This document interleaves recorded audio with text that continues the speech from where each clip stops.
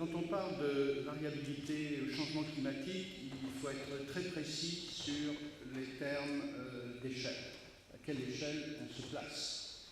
Et l'échelle à laquelle je vais me placer, c'est une échelle de temps qui démarre là où l'échelle de temps de Valéry s'est arrêtée. C'est-à-dire il y a 40 ans, les 40 dernières années, les 30 ou 40 dernières années, qu'est-ce qu'on a pu constater, qu'est-ce qu'on a pu observer? Et puisqu'il s'agit de l'ours polaire, l'Ursus maritimus, et maritimus est un mot très important, je vais vous parler beaucoup de banquise, parce que, comme ça a été répété plusieurs fois hier, sans la banquise, l'Ursus maritimus, c'est plus maritimus. Maritimus, c'est un animal de mer, donc il a besoin de ce support de banquise pour vivre. C'est son habitat privilégié, pour toutes les raisons que vous connaissez. Et puis je conclurai ma présentation par quelque chose d'un peu inattendu, que j'appelle l'énigme, qui n'a pas du tout été abordé hier, qui concerne l'Ursus maritimus, mais je vous en ferai la surprise. Voilà, qu'arrive-t-il à la banquise arctique? Pourquoi? Quel futur peut-on lui prédire? Et quelles sont les conséquences prévisibles de cette évolution, notamment pour l'ours, mais pas seulement pour l'ours? Je crois qu'au niveau des adaptations, on se préoccupe déjà d'adaptation, pas seulement pour les 25 000 ours polaires qu'on dénombre. Valéry nous a parlé des 7 milliards d'êtres humains, 10 milliards d'ici la fin du siècle. Il va y avoir beaucoup d'adaptations étant donné les changements qui se précisent.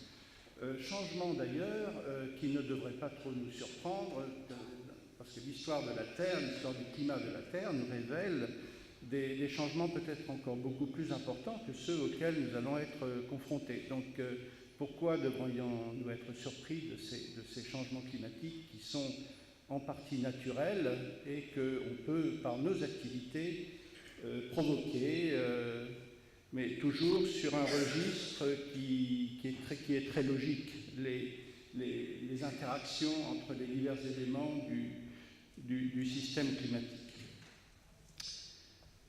La glace de mer arctique, la banquise. Alors d'abord, c'est une glace qui n'a rien à voir, pas grand-chose à voir avec la glace de terre qui est formée par accumulation des précipitations neigeuses, des névés, donc par effet de pression, on forme de la glace.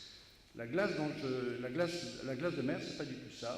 La glace de mer, c'est l'océan qui gèle, c'est comme la surface d'un lac qui gèle par refroidissement au contact d'une atmosphère froide.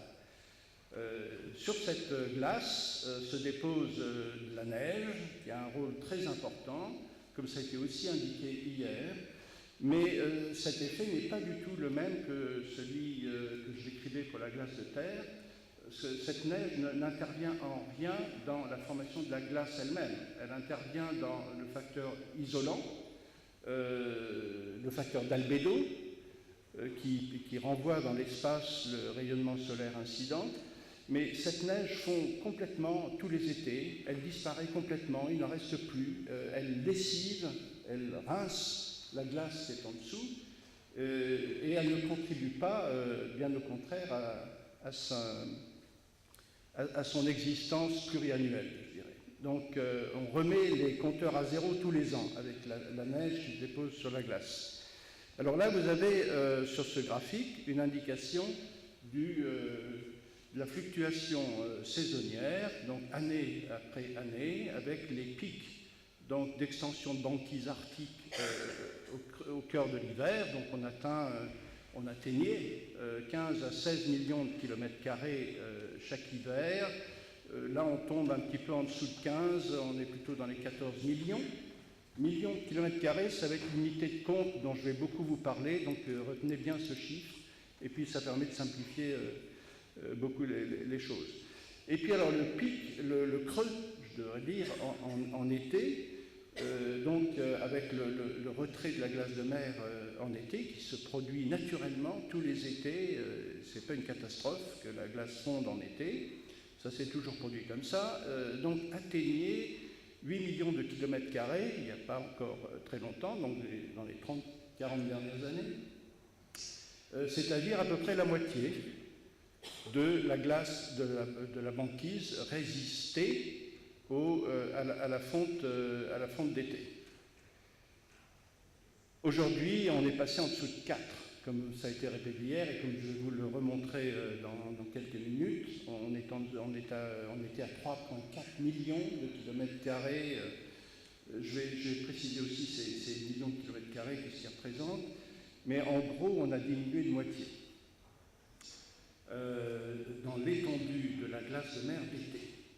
Donc c'est 4 millions de kilomètres carrés de moins pour l'ours, qui a besoin de cette glace en été, parce que c'est en été qu'il se nourrit, essentiellement. Donc ça fait 4 millions de kilomètres carrés de moins. Et c'est ces millions de kilomètres carrés résiduels en été qui, d'année en année, reculent jusqu'à pouvoir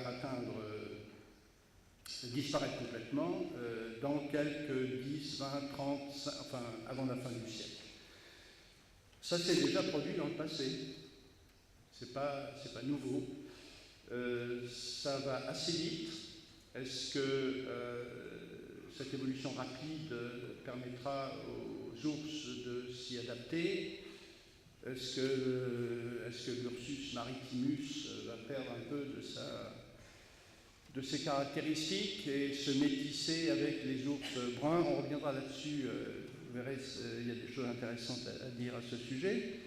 Ce que j'ai entendu hier au niveau des ours qui disparaissent du côté de la Sibérie et puis qui ont l'air de se porter plutôt pas trop mal du côté sibérien, du côté canadien, pardon, bien qu'ils en soient réduits à manger nos déchets, ça fait penser à des réfugiés climatiques, plus ou moins.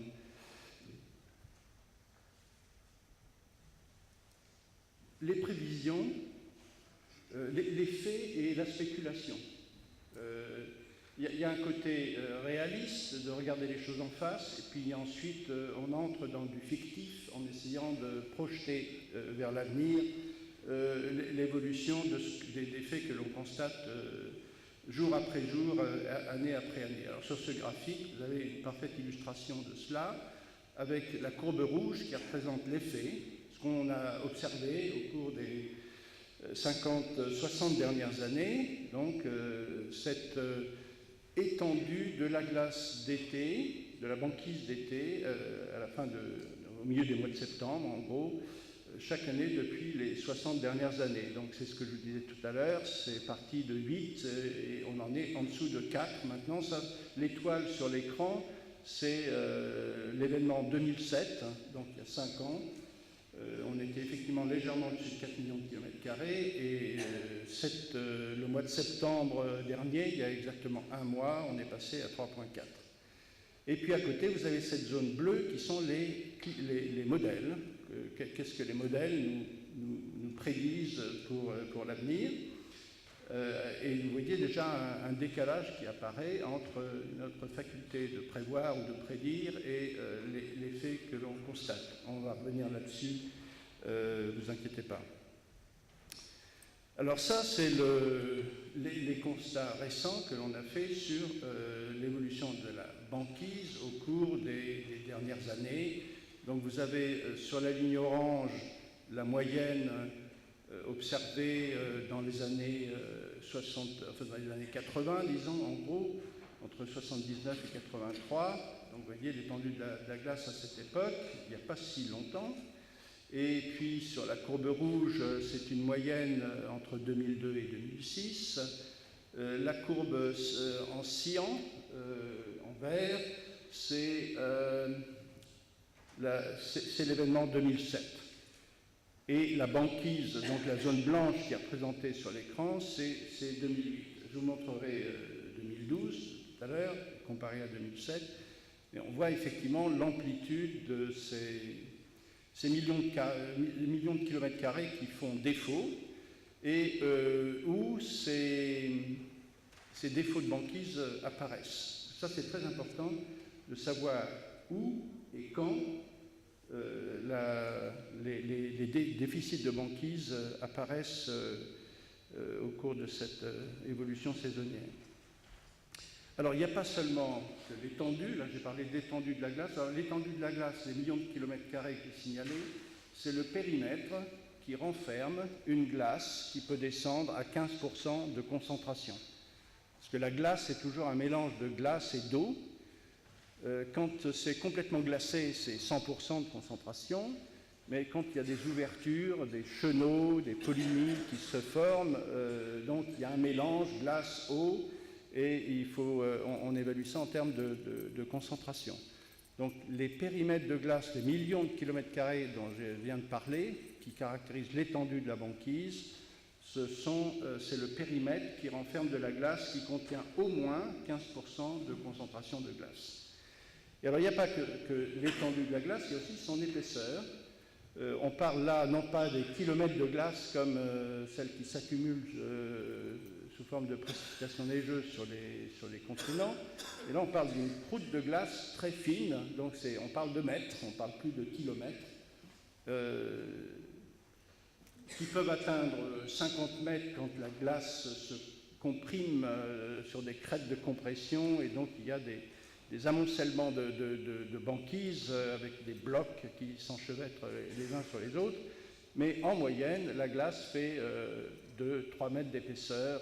C'est vrai aussi pour l'Antarctique. Et on a observé, vous voyez, c'est l'objet de ce graphique, de cette figure, de montrer que l'épaisseur de la glace a aussi diminué. Ça, c'est une observation qui remonte au milieu des années 90. Donc avec des sous-marins nucléaires américains qui ont navigué sous la glace, et avec des sonars, ils ont regardé un peu l'épaisseur de la glace par en dessous. Donc c'est des données relativement précises, bien que les sous-marins ne soient pas passés partout. Mais ils indiquent une diminution de glace, et c'est confirmé par des mesures récentes, qui est à peu près du simple au double. On était à plus de 3 mètres en moyenne, parce que la banquise est un milieu très hétérogène, mais on était en moyenne à 3 mètres d'épaisseur de glace dans la banquise arctique il y a 30 ans, on est passé en dessous de 2. Et si vous combinez une réduction d'extension de la glace de 50% avec une diminution de son épaisseur de 50%, vous avez perdu les 3/4 de la masse, 3/4 du volume. Donc, la question qui se pose maintenant, c'est combien de temps faudra-t-il pour que le dernier quart disparaisse à la fin de l'été. La vitesse de déplacement, la mobilité de la banquise, puisque la banquise, sauf la fast ice, comme on l'appelle en anglais, la banquise est dérivante, elle bouge avec les courants, avec les vents. Et du fait probablement de sa plus faible épaisseur, elle est plus mobile. Elle est 2 fois plus mobile que celle sur laquelle Nansen, avec le Fram, a dérivé entre 1894 et 1896. C'est sur la trajectoire noire et sur l'écran. Par rapport à Tara, qui a effectué à peu près la même dérive à peu près une année, donc une année au lieu de 3 ans. Si on enlève la première année de dérive du Fram, où le bateau a tourné en rond dans la mer de la Ptèf, on est quand même dans un rapport du simple au double. Comme c'est indiqué aussi sur ce graphique, où vous avez en plus de Fram et de Tara, la dérive d'une station russe, un camp installé sur la glace dérive avec la glace, donc sur la courbe verte, qui a effectué cette trajectoire en 10 mois, donc en moins d'1 an, comparé à l'équivalent pour le Fram, pratiquement sur la même trace, qui était de 2 ans. Donc la glace bouge plus vite, elle est plus mince, elle se réduit plus, et comme hier, il a été plusieurs fois question de l'âge de la glace. Donc j'ai préparé quelques transparences supplémentaires pour vous montrer l'état de la question. Donc ça, effectivement, c'est une comparaison entre 2007 et 2008, où vous voyez que le champ de glace résiduel en été, on est toujours au mois de septembre, donc à la fin de l'été, où on a de plus en plus de glaces de l'année, en rouge, de moins en moins de glaces vieilles, pluriannuelles, en jaune, sur cette carte. Mais je vais vous montrer quelque chose. J'ai rajouté ce transparent, que je n'avais pas prévu initialement, qui est un peu compliqué, mais vu votre intérêt pour la glace pluriannuelle, je pensais que ça pouvait vous intéresser. Alors, ça, c'est des indications. Comment on peut observer la glace pluriannuelle par rapport à la glace de l'année. Alors, il y a un instrument qu'on utilise sur les satellites qui s'appelle un scatéromètre en anglais, c'est un peu un franglais, là, un diffusiomètre en français, qui permet de mesurer, on envoie un signal vers le sol et on observe la rétrodiffusion. Et selon la nature, la texture de la cible qui renvoie le signal rétrodiffusé, on peut identifier la nature de la cible. Et là, pour ce qui nous intéresse, il s'agit de différencier une glace jeune d'une glace vieille. Alors, la grosse différence entre les deux glaces, il y en a une, c'est que la glace ancienne, enfin qui a au moins 2 ans, elle a été lessivée, elle a été rincée pendant l'été par toute la fonte superficielle, essentiellement de la neige et de quelques centimètres de glace qui sont exposés au rayonnement solaire. Et cette eau douce, relativement douce, percole à travers la glace et la rince. Donc il y a aussi une percolation avec le temps des grains de sel qui restent emprisonnés dans la jeune glace, qui fait à peu près, qui a une salinité 2 fois moindre que l'eau de mer à partir de laquelle elle s'est formée. Donc de 30 grammes de sel par kilo d'eau de mer, la glace jeune en garde à peu près la moitié, c'est-à-dire 15 grammes par kilo de glace. Mais avec le temps, ces brines, comme on les appelle, des saumures, on pourrait dire en français, percolent à travers la glace par gravité et s'échappent. Mais en plus, la percolation peut être accélérée par le rinçage des eaux douces qui viennent du haut. Et donc une vieille glace, une glace de 2 ans, est beaucoup moins salée qu'une jeune glace. En plus, elle a été rincée, donc sa cristallographie est très différente de l'autre, sa texture est très différente de l'autre. Et ça, le diffusiomètre le voit très bien. Le signal de rétrodiffusion au-dessus d'une jeune glace par rapport à une vieille glace est très, très, très clair.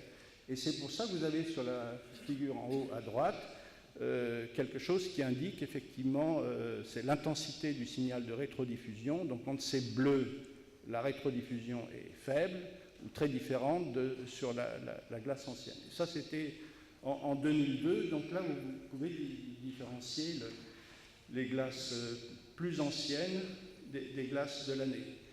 Mais le graphique un peu compliqué qui est en dessous vous indique 2 diffusiomètres installés sur 2 satellites différents.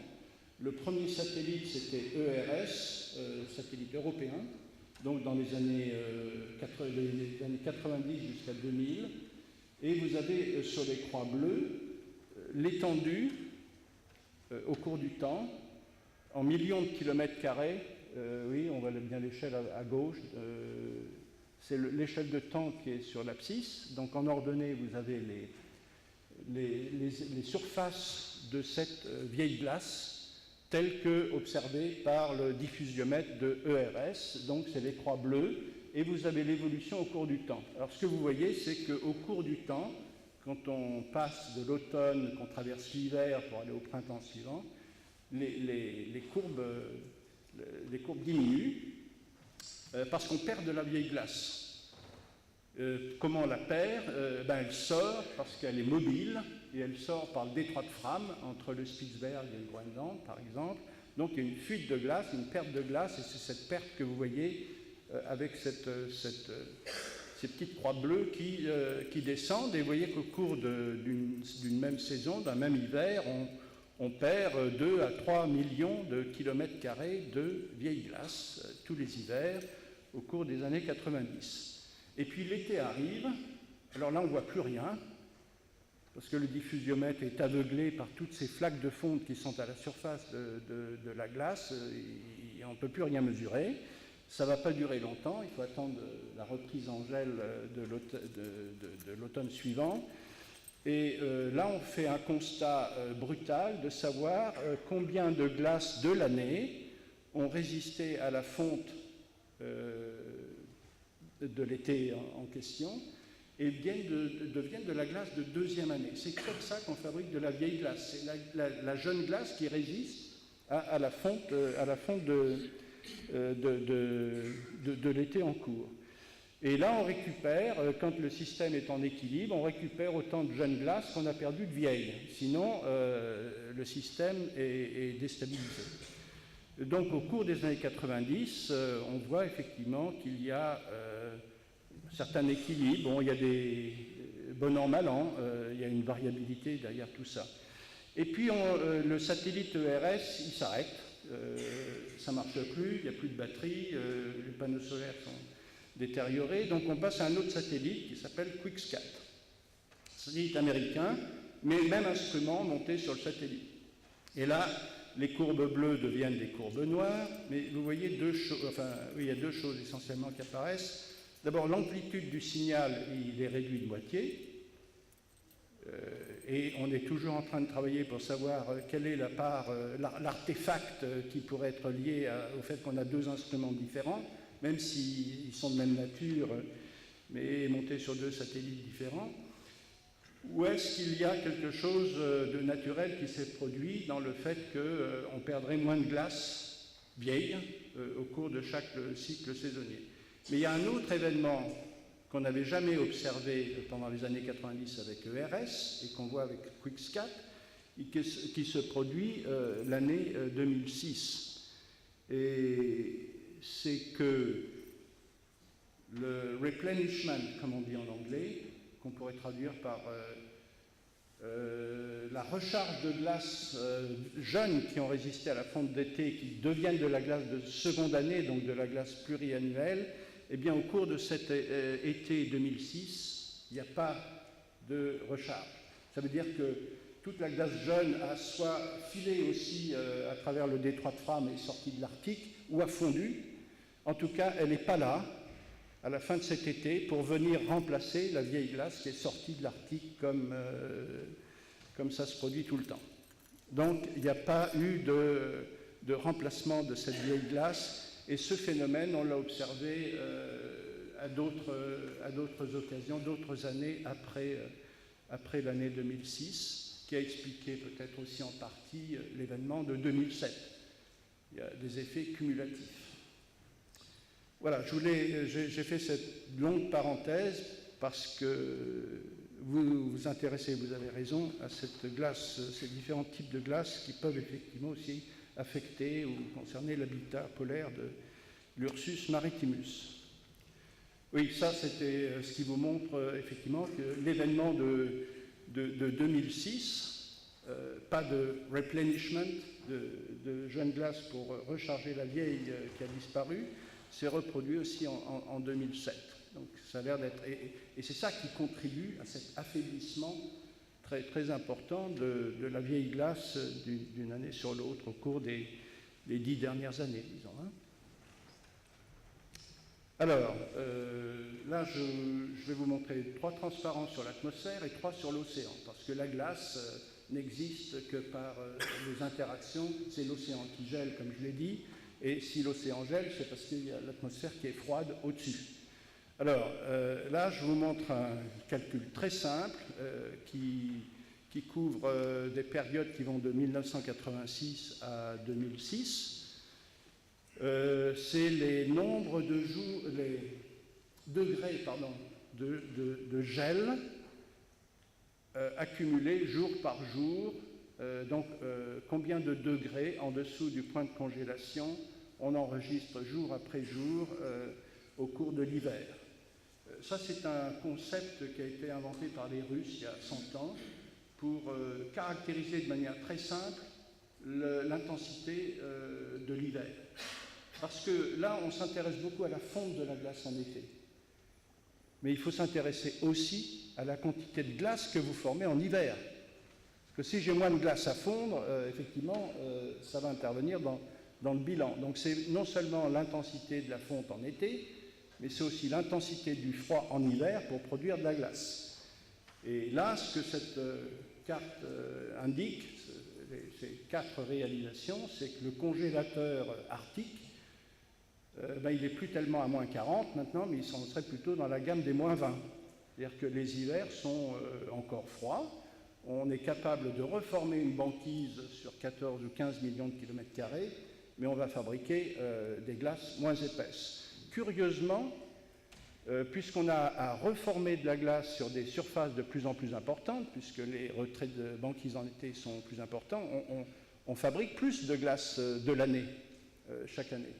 Mais au bilan, la glace a quand même diminué d'épaisseur liée à l'intensité du froid. Alors, les estimations là, en degrés de gel jour, voilà, retranscrit sous une autre forme, c'est la même chose, c'est les mêmes valeurs sur un graphique où vous avez à gauche les surfaces sur lesquelles on observe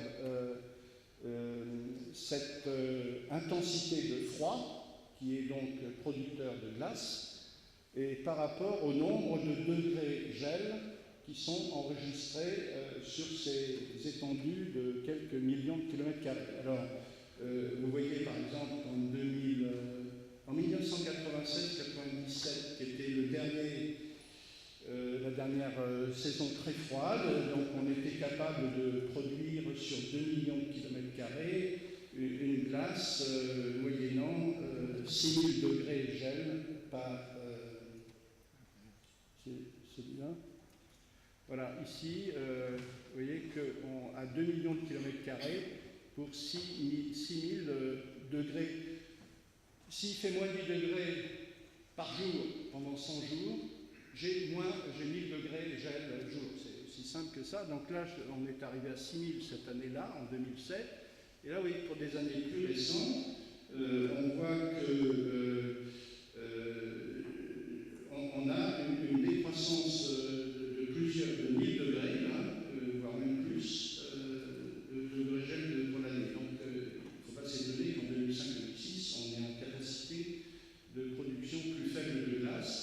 Et quelques années, donc, ce n'est pas uniquement l'intensité du froid qui est à prendre en compte, mais c'est aussi l'étendue sur laquelle ce froid s'exerce. C'est les deux paramètres qui sont à prendre en ligne de compte. Donc ça, c'est pour le dernier transparent pour l'atmosphère, vous montre 2 choses intéressantes. La première, c'est alors ça, c'est les anomalies de température en hiver enregistrées en janvier 2010. Où vous voyez un Arctique chaud, anormalement chaud, et vous voyez plus 12 degrés d'anomalie thermique, c'est quand même pas rien. Et puis vous voyez qu'à la périphérie de l'Arctique, notamment au nord de l'Amérique et au nord de l'Europe et de la Russie, des anomalies de température extrêmement basses, enfin, moins 12 degrés pour l'année 2010. Et avec un Arctique chaud. Alors, ce graphique vous indique que ce qui se passe en Arctique, ça nous concerne aussi. Les perturbations qu'on observe affectent tout le vortex polaire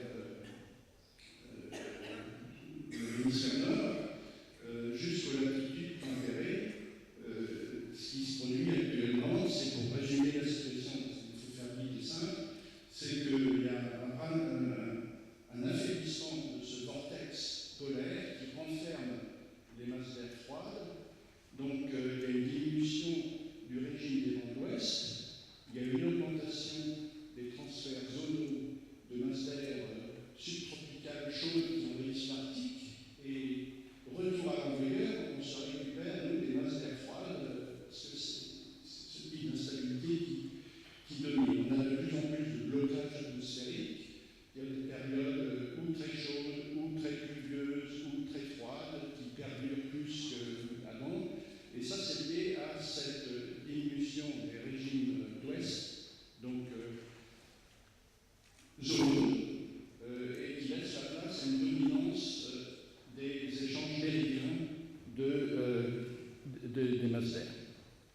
n'irai pas plus loin là, mais c'est simplement pour vous indiquer que ce qui se passe en Arctique, ça a une répercussion assez lointaine sur tout le système de circulation atmosphérique de l'hémisphère nord, certainement jusqu'à nos latitudes. Alors ça indique aussi, pour passer à l'océan, et vous dire, montrer 3 transparents sur l'océan, que ce que l'on essaie de faire, c'est de relever dans l'atmosphère, vous voyez ces masses d'air chaudes, là on est à plus de 10 degrés en altitude, donc ces masses d'air chaudes d'origine subtropicale qui envahissent l'Arctique. Là on est près du pôle Nord, on est au mois de juillet 2007, et ces profils sont obtenus à partir de ballons captifs, donc qui sont équipés de sondes pour mesurer la température, les vents et l'humidité dans l'atmosphère. Et donc, vous voyez qu'ensuite on traverse la glace ici, donc très fine, et on rentre dans l'océan. Et on constate sur ce graphique que la seule partie qui permet à la glace de se maintenir à l'état de glace, c'est la couche superficielle de l'océan, qui fait moins de 100 mètres, qui est au point de congélation, et tout le reste est au-dessus du point de congélation de la glace, et donc peut participer à la fonte de la glace. Notamment ces advections d'eau chaude qui sont d'origine atlantique, qui pénètrent dans l'Arctique, comme c'est indiqué sur ce schéma, où vous avez schématiquement représenté l'arrivée de ce qui se passe presque du Gulf Stream, si vous voulez, l'eau chaude nord-atlantique qui arrive ici dans la mer de Barents ou par le détroit de Fram au nord du Spitzberg et qui vient circuler au plus l'Arctique en échange de masses d'eau d'origine pacifique, voire les fleuves, soit le Rena ou le Mackenzie au Canada, qui amènent de l'eau douce qui donc sort en surface. Donc c'est les flèches bleues qui sont présentées sur ce graphique. Voilà la disposition de ces diverses masses d'eau, donc avec ici quelque chose de très important dans l'Arctique qu'on appelle la halogie. Ici c'est la température, ça c'est la salinité des masses d'eau entre 0 et 800 mètres de profondeur, donc enregistré sur un parcours en partant du pôle vers le sud. Ça c'est des profils qui avaient été faits par Jean-Louis Etienne quand il avait dérivé dans sa capsule, là, Polar Observer.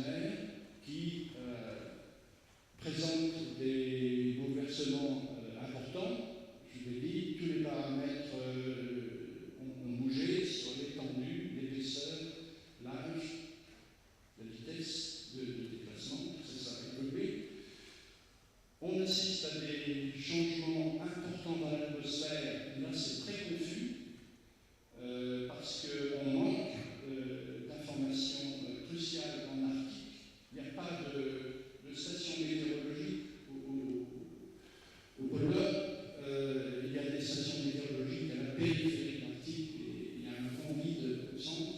Et donc la situation est assez confuse au niveau de l'évolution de l'état de l'atmosphère. Et puis il y a l'océan en dessous, qui a un rôle réactif très important au niveau de captation du rayonnement solaire, les effets d'albéno qui sont très très importants à l'automne, maintenant, là, à l'automne au moment où on se parle, mais qui est quand même très robuste. Voilà le schéma qu'on retient de la situation actuelle.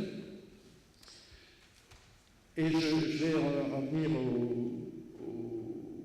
aux événements récents. Donc ça, c'était l'année 2012. On a eu effectivement une répétition de l'événement exceptionnel de 2007 avec un recul de banquise exceptionnel qui nous a d'ailleurs tous surpris. Personne ne s'y attendait, aucun modèle ne l'avait prévu. Et en 2012, c'est ce qu'indique ce graphique, il s'est produit un petit peu la même chose. Aucun de ces modèles, même si les prévisions sont affichées un mois avant le minimum extrême de retrait de la banquise, vous voyez que les modèles qui prédisent le retrait maximum sont légèrement en dessous de 4 millions de kilomètres carrés, mais aucun n'indique 3,4. La raison, on la connaît, c'est que voilà. La raison, on la connaît, c'est que c'est installé sur tout le bassin arctique au début du mois d'août, pendant une semaine. Ça fait partie de ces problèmes de blocage atmosphérique dont je parlais tout à l'heure, qui concernent l'Arctique aussi bien que les zones aux latitudes plus basses, tempérées. Donc il y a une énorme dépression, vous voyez, qui est là, très creuse d'ailleurs. Le pôle est là. Le Groenland, c'est assez compliqué, le Groenland il est là. Donc ça c'est l'archipel canadien, ici le Nunavut est là. Là le détroit de Bering, la Sibérie, ça c'est les îles de la Nouvelle-Sibérie qui sont ici. Svernaya Zemlya est là, et la Nouvelle-Zélande est par ici. Donc ça, le Spitzberg est là. Donc vous voyez l'amplitude de cette dépression qui s'est installée sur tout l'Arctique au début du mois d'août de cette année. Et donc à la périphérie, là où il y a les zones de gradient maximum, il y avait des vents très forts qui ont complètement fracturé la banquise comme une espèce de broyeur et donc déclenché une fonte accélérée de la glace et de ce qu'il en restait. Il faut dire que la glace, la banquise était bien mûre pour fondre rapidement, comme indiqué sur ce schéma. Vous voyez l'événement dont je parlais, là, au début du mois d'août, il est là.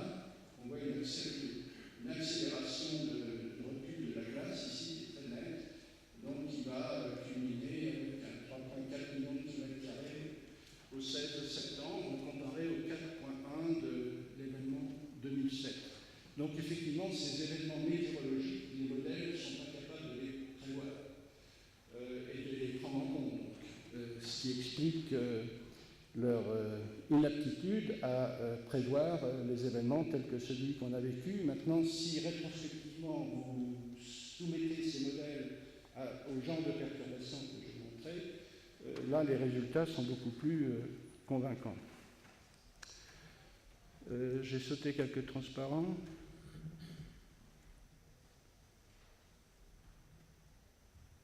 Oui, je vais terminer là avec la pochette surprise dont je vous ai parlé tout à l'heure. Ça, c'est une carte qui montre, j'ai prise, parce qu'on a été contacté par un groupe WWF Canada là, qui nous donne une prévision de ce que serait cette extension minimale de la glace à la fin de l'été 2040. Donc voilà ce qu'ils prédisent par rapport à... Donc là, on est à beaucoup moins d'1 million de kilomètres carrés. Apparemment, il ne reste plus que des morceaux de glace épars dans l'archipel canadien et au nord du Groenland. Et bien là aussi, on observe que les derniers remparts de glace pluriannuelle. Les prévisions termes de date et de surface de la glace sont à prendre avec la plus grande précaution. Ce qu'on peut dire, c'est que les événements actuels vont se poursuivre. C'est-à-dire qu'il y a, on ne voit aucune indication qui tendrait à nous faire croire que la situation va s'inverser ou que les choses vont changer. On voit bien que les hivers sont plus doux, que les embâcles sont plus précoces, que cela est dû à du rayonnement infrarouge descendant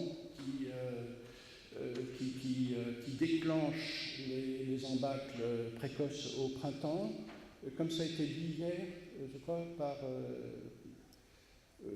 un film qui nous a été montré hier par un chasseur qui nous dit les hivers sont de plus en plus doux, la reprise en glace est de plus en plus tardive, la fonte de la glace au printemps est de plus en plus précoce dans le milieu pour aussi le croire. Et donc ce qu'on voit, c'est aussi des événements météorologiques qui arrivent au cours de l'été, qui sont peut-être aussi liés à des rétroactions avec une inversion du bilan radiatif. L'albédo dont je parlais tout à l'heure, alors l'albédo, pour vous faire un court résumé, l'albédo, ça vient de alba, qui veut dire blanc. Donc comme ma chemise blanche, vous la voyez blanche parce qu'elle réfléchit toute la lumière qui arrive sur le tissu, là, que vous voyez blanc, par contraste avec ma veste qui est noire, qui ne réfléchit rien du tout, c'est pour ça que vous la voyez noire. Donc la neige et l'océan, c'est le blanc et c'est le noir. Et donc il y a actuellement, avec de moins en moins de glace, de plus en plus d'océans, vous inversez le bilan radiatif. Simplement pour vous donner un chiffre, vous pouvez le noter, sur 1 million de kilomètres carrés, c'est l'unité de compte, hein, je l'ai dit tout à l'heure. Si vous prenez en compte un rayonnement en ordre de grandeur de 100 watts par mètre carré, c'est pas 10, c'est pas 1000, c'est dans 100, 200, et ça dépend aussi de l'époque dans la saison. Mais c'est l'ordre de grandeur qui nous intéresse. 100 watts par mètre carré sur 1 million de kilomètres carrés, vous avez fait le calcul, ça vous fait 10 puissance 14 watts. Ça fait 100 000 mégawatts.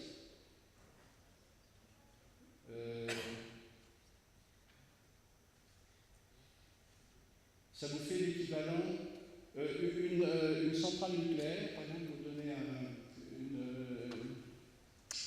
une comparaison, c'est de l'ordre de 1000 ou 2000 mégawatts, je crois que le PR c'est 1500, quelque chose comme ça. Donc en gros, ça vous ferait l'équivalent de 50 000 unités de centrales nucléaires. C'est un ordre de grandeur, ne vous inquiétez pas, on ne va pas chercher la décimale. Mais c'est pour vous donner l'importance de ce problème de bilan thermique auquel on est confronté. Donc actuellement, ce qui est en train de se passer dans l'Arctique, c'est que toute la chaleur qui a été emmagasinée par l'océan en surface est en train de se libérer, et donc il n'est pas étonnant qu'on constate quelques conséquences sur nos automnes un peu perturbés, tels qu'on les observe actuellement. Puis il n'y a pas que les automnes qui sont perturbés. Je vous ai montré tout à l'heure les effets, les invasions d'air polaire qui peuvent se produire aussi en hiver, les cold air outbreaks, comme les appellent les Anglais, sur le nord de l'Europe, de l'Asie et de l'Amérique. Alors, l'énigme que vous avez promis, elle est là. Arctique, je vais revenir à l'ours quand même. L'Arctique, ça vient du mot grec arctos, d'où est dérivé le arctikos, arctique, et qui veut dire ours, ours en grec. comment se fait-il que les Grecs savaient qu'il y avait des ours polaires en Arctique alors que l'Arctique a été découvert quand même relativement récemment? Est-ce qu'il y a eu un contact entre les Inuits et les Grecs du temps de Ptolémée pour lui dire qu'il y avait des ours dans les régions arctiques? C'est probablement pas le cas. Alors, ce qu'on nous dit, c'est oui, mais c'est les étoiles. Donc, c'est la constellation de la grande ours et de la petite ours, comme chacun sait. Je ne sais pas si vous avez regardé le ciel, mais pour voir un ours dans la grande ours, il faut être super imaginatif. Hein. D'autant que nous, on a résumé pour nous la grande ours et la petite ours, c'est devenu les 7 étoiles du grand et du petit chariot, qui ne sont qu'une partie de la constellation de la grande ours. Vous voyez ici le grand chariot, puisqu'on est sur la grande ours, c'est ces étoiles qui sont ici. Donc il y a les trois, comment ils appellent là, les 3 chevaux, les 3 bœufs, hein, et le chariot qui est derrière, c'est les 4 roues du chariot qui sont ici. Et ça représente quand même une toute petite partie de la constellation. Vous voyez d'ailleurs que cet ours, il ne ressemble pas trop à un ours polaire en plus. Il a une grande queue.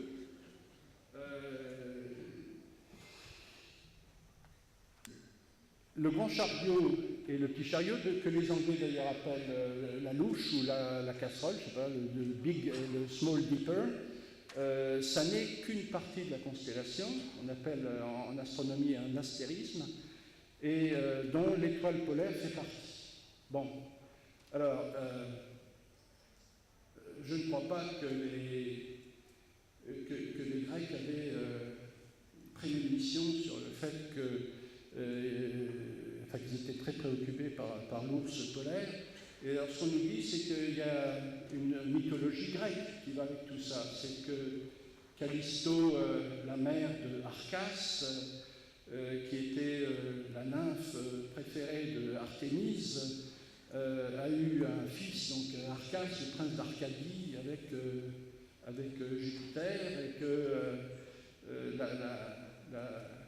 et Héra, la prêtresse vengeresse, a transformé Callisto en ours. Pourquoi pas, pour se venger. Et qu'un jour où Arcas, le fils d'Artémis, promenait en forêt, il rencontre une ours, il ne sait pas que c'est sa mère, et il va lui tirer une flèche, mais pour éviter ce parricide, Zeus va transformer Arcas en un petit ours.